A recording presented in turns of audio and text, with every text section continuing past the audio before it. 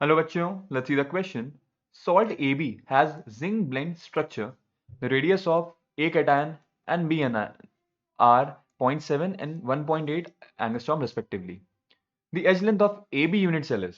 अच्छा, तो भाई अगर हम बात करेंगे अपने zinc blende that is ZNS का स्ट्रक्चर, यहाँ पर जो मेरा एनायन होता है, एनायन सॉरी कैटायन, जो कैटायन होता है, कैटायन होता है आपका टेट्राहेड्रल वॉइड्स पे, और वो भी कौन से, ऑल्टरनेट। जो मेरा एनायन होता है वो ऑक्यूपाई करता है आपका एफसीसी लैटिस। ठीक है, और सर अगर आप टेट्राहेड्रल वॉइड की लोकेशन पूछेंगे ना, भाई टेट्राहेड्रल वॉइड की लोकेशन होती है आपके कॉर्नर और बॉडी सेंटर के मिड में। ठीक है, मतलब अगर हम ये कुछ स्ट्रक्चर बनाए रफ सा, अगर मैं रफ सा स्ट्रक्चर बनाता हूं तो भी देखेंगे यहां तो आ गया मेरा कॉर्नर पे एटम, एक ही को एग्जांपल लेंगे अभी, और एक आ गया मेरा बॉडी सेंटर। और सर इनके बीच में जो आप जगह देखेंगे, इनके बीच में जो आप ये जगह देखेंगे, ये क्या होती है भाई, ये होती है मेरी हम्म, जी हाँ, ये होती है मेरी टेट्राहेड्रल वॉइड। तो सर अगर आप बात करेंगे जरा एक एक करके स्टेप में, ये पूरा जो बॉडी डायगोनल होता है ये कितना होता है, ये होता है √3a।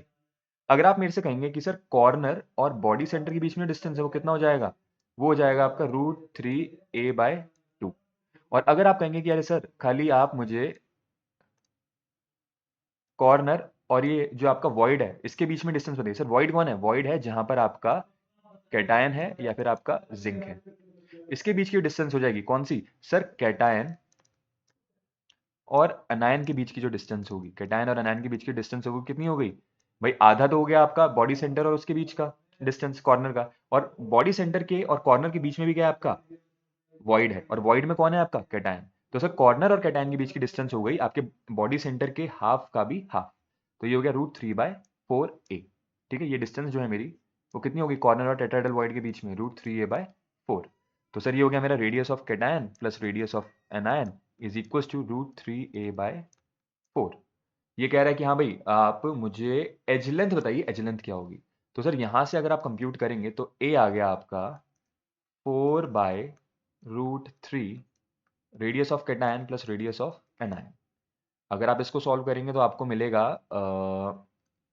4/√3 इंटू 0.7 प्लस 1.8, ये हो गया आपका 2.5, और ये हुआ आपका 10/√3, 10/√3।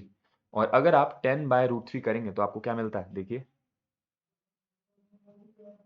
10 डिवाइडेड बाय 1.732, आपका आंसर आ गया लगभग 5.77, 5.77 एंगस्ट्रॉम। ठीक है, so the correct answer would be option D. ठीक है, option D is the right choice. तो hope this answer your question. Thank you and all the very best.